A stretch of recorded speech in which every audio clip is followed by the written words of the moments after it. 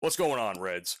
Welcome back to another episode of Liverpool Latest. I'm your host, Matt. Thanks so much for joining me today. I appreciate the fact that you're here. Always be sure to leave a like or comment if you're watching on the YouTube channel, and if you happen to be watching on an audio platform, please, in addition to the YouTube channel, hit follow or subscribe and rate the podcast as well. I certainly appreciate it. I know Fan Arch appreciates it. I love doing this show, and I want to help grow not only this brand, but I want to be another name in the rotation that you have listening to football related shows or podcasts specifically centered around Liverpool. Some big news to talk about today.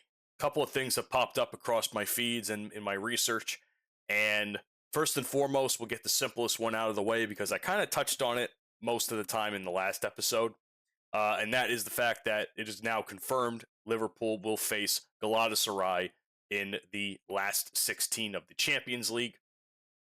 The first of that series will take place March 10th or 11th in Istanbul, Turkey, and the second will be taking place the 17th or 18th of March in Anfield.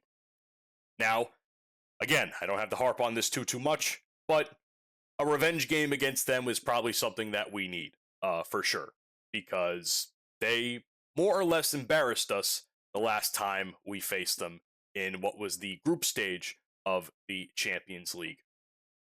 So for me, I would like to get our lick back and not only dominate them in their own home stadium, which could be difficult because their home stadium is notorious for being difficult to play in, but I would also like us to certainly guarantee the win at home in Anfield. Now, I don't remember where we first played them. I don't know if it was at Anfield or at Galatasaray Stadium, but either way, I want to win, and I want us to defeat them in the aggregate goal score for sure, considering that they just beat Juventus 7-5 in what was probably a very, very thrilling series of games that took place. So, again, I don't have to harp on this too much, but we'll go deep a little bit into what Galatasaray bring. And that is definitely, again, an extremely aggressive home atmosphere, fast transitional attacks, wide overloads, and direct wing play, as well as defensive volatility. And they can certainly allow us to concede chances in volume. So they have the firepower, they have the defensive risk, something that we have been struggling with all season. So it's going to be a very difficult matchup for us. Here's the thing.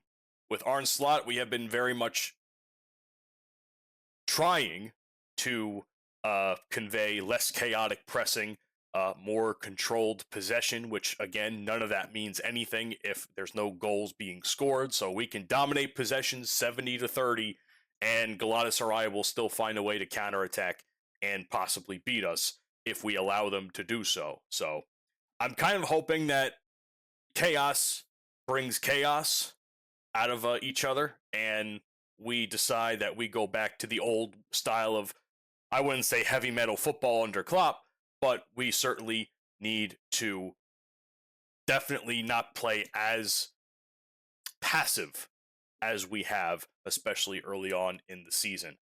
We also have a very structured rest defense, which is certainly evident because they're certainly resting out there when they're getting overrun constantly, especially early on in the season when we originally had faced them.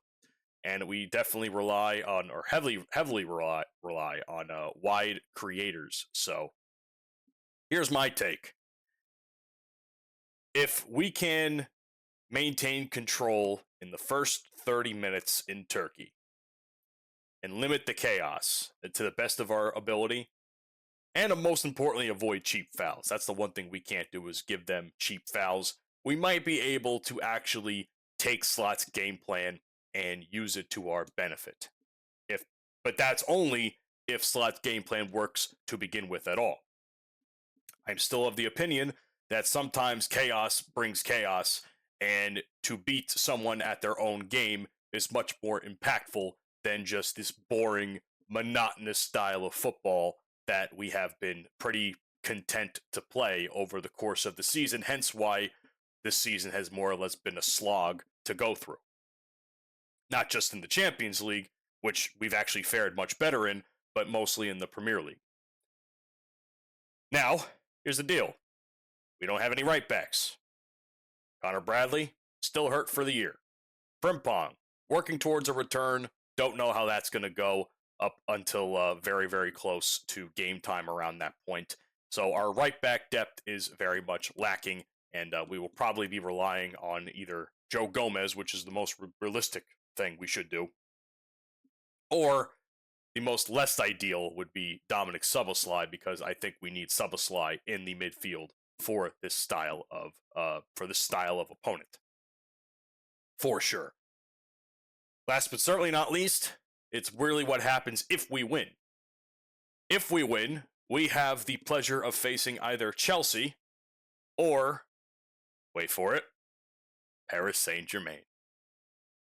Arne Slot's golden buzzword to use during press conferences that I jokingly said every time the thought of it pops into his bald head, he creams his pants a little bit, which is essentially what he does anyway.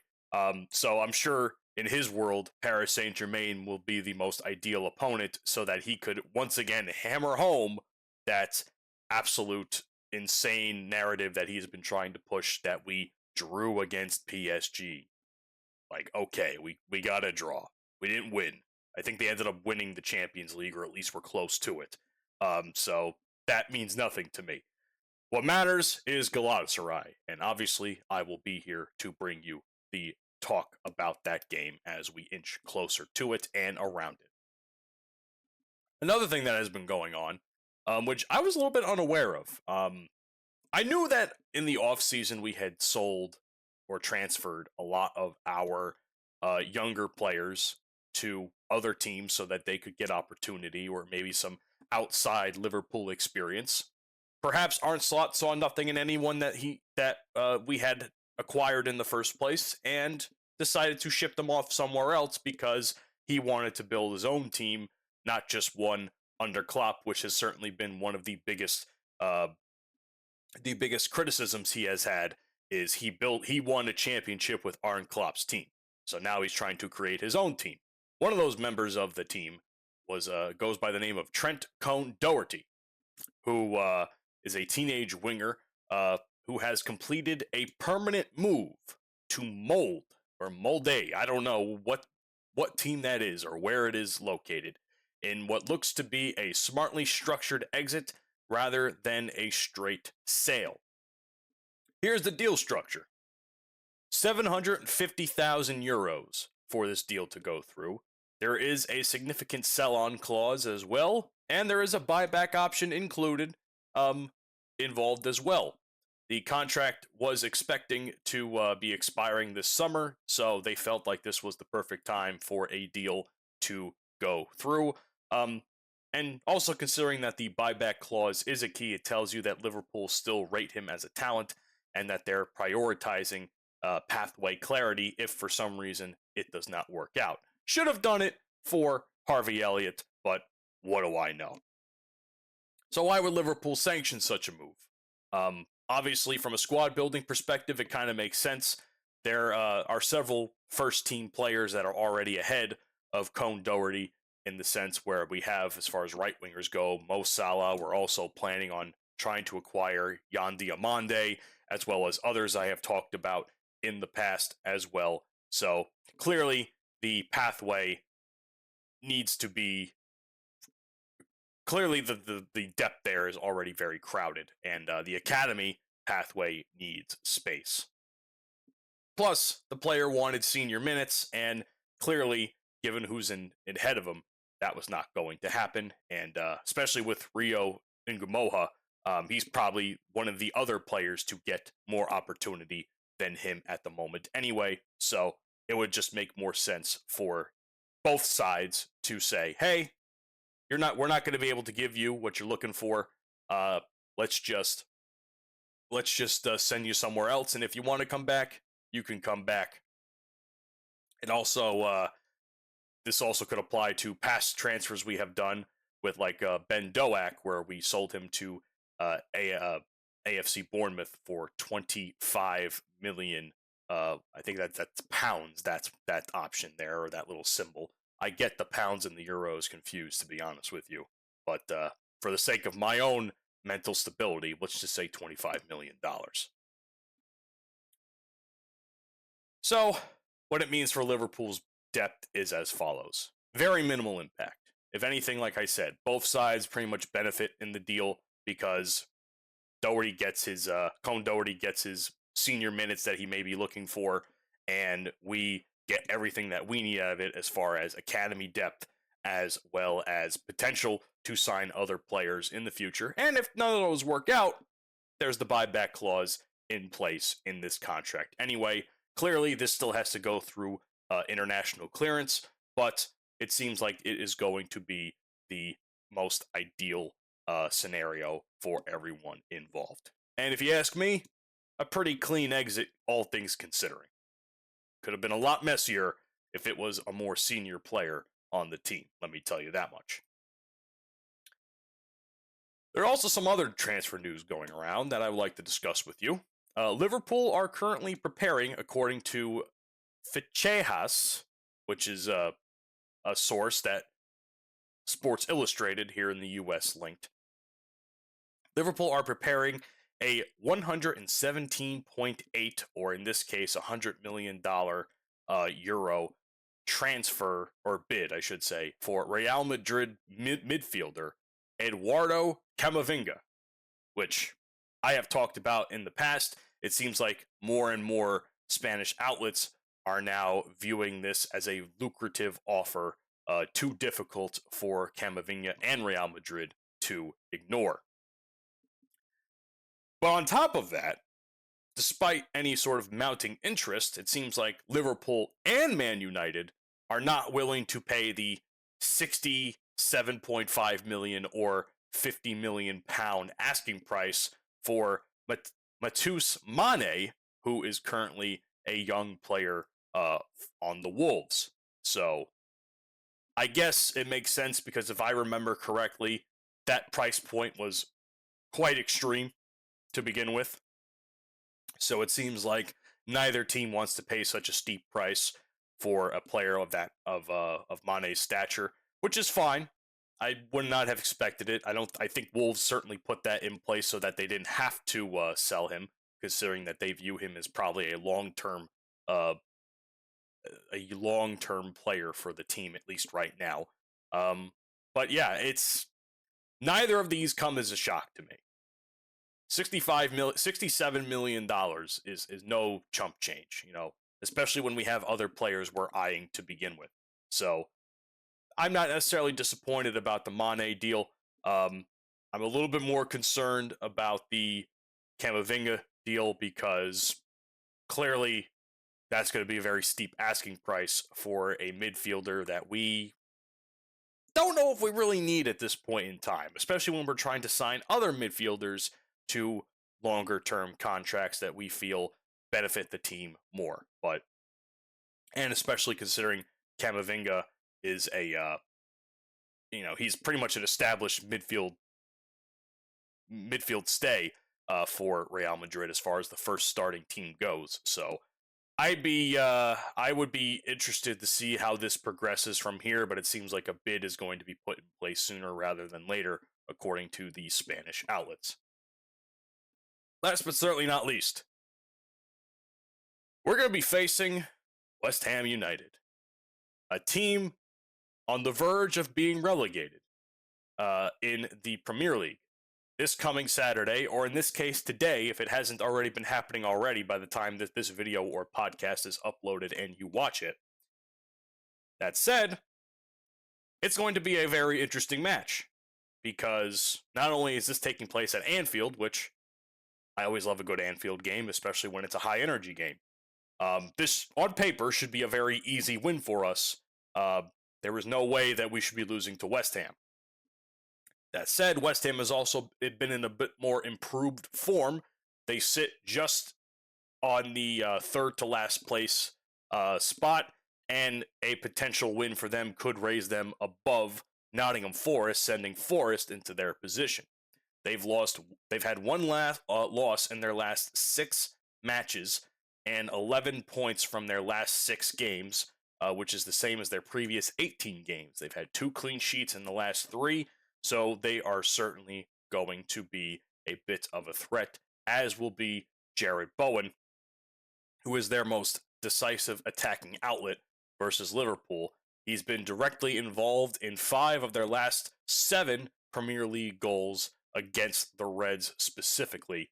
So it's going to be a very difficult ask to try and defend him for sure, but I know that we are certainly going to be doing our best to do so. Kirkez will probably be the likely guy defending him in that case, so I would put Kirkez on that position for sure. He's been doing a very exceptional job over the course of the last several months since Andy Robertson filled in for a little while, and then Kirkez came back into the starting 11 side. So, and he's been pretty much overall solid. So, I can't be upset about this potential pairing right here for offense and defense. As far as the team news goes, not good news. Florian Wirtz still has that back issue. Must have pulled something a lot deeper than what I thought was going to be. Imagine getting your back blown out before ever even starting a match. That's where I kind of sit there and like, God, Jesus, of all things to happen. Yes, he's still suffering from a back issue about a week later. It's going to be hard because he's been structurally significant, not just cosmetic, because he's been Liverpool's central connector in the half spaces, as well as a progressive ball carrier between the midfield and attack, as well as a very good creator when it comes to sending the ball into the box, as well as scoring in the box as well. So now we've lost our tempo between the lines, as well as vertical creativity and low block, or versus the low blocks, which is something that we were just starting to progress just a little bit more on, which makes it a problem as well. As far as Jeremy Frimpong goes, he trained this week, thankfully. We still don't know what the starting scenario for right back is going to be at this point in time. It seems like there is potential for Szoboszlai to once again start at right back, or if Frimpong is indeed healthy enough to play, he can move up into Wirtz's position, and we will be able to have a little bit more offensive creativity where we lost it with Wirtz's injury. This is going to be difficult. This is going to be a very difficult game. Statistically speaking, Liverpool in the Premier League versus West Ham has 15 wins, 3 draws, and 1 loss. So the odds of us winning are better than the odds of us losing. But this was, several years ago. It's not now. I think we did win or drew in the last match. I'm pretty sure it was a win. I don't remember us losing in any way, shape, or form to West Ham. And Mohamed Salah could possibly be a factor as well, because historically he has 11 goals and 6 assists as well. As far as who my starting 11 will probably be, obviously Alisson's going to be in net. Frimpong, if he's healthy, would probably be the most ideal. If not, I'd send Joe Gomez in there just as a safety precaution. Konate, Van Dijk, and Kirkez in the defensive 4. Gravenberch, Maka, and Szoboszlai will certainly be in the midfield. And for better or worse, Salah, Ekitike, and Cody Gakpo will be starting in the front 3. So this is a 4-3-3 formation, which I think will probably benefit us just a little bit more in this case, because we certainly have done better with the 4-3-3 with weaker opponents this season than we have done with the 4-3-2-1 for other opponents in the league as well, or the 4-2-3-1, whichever. You know what I'm trying to say. Do I think we'll win? Probably. Realistically, there's no reason why we shouldn't win this game. Do I have my doubts? Yes. I had my doubts against the Nottingham Forest game, and by the grace of God, we ended up winning that one. So, is this going to be a last minute winner once again against a very shit team that we should be beating on paper? I hope not. Will this be a dominating offensive spectacle? Probably not, but if we can score at least 2 goals, I'm not going to be necessarily too upset about it. So that is what I have for you for Liverpool Latest today. Thanks so much for joining me. Remember, please be sure to follow the show, share it with your friends. Let's get the word out there that Liverpool Latest is making daily content and podcasting content every single day, covering games like this, as well as any future international or domestic games that we'll be covering in the near future. It's going to be a very busy couple of months. So let's get strapped in. And as always, up the Reds in this potential win.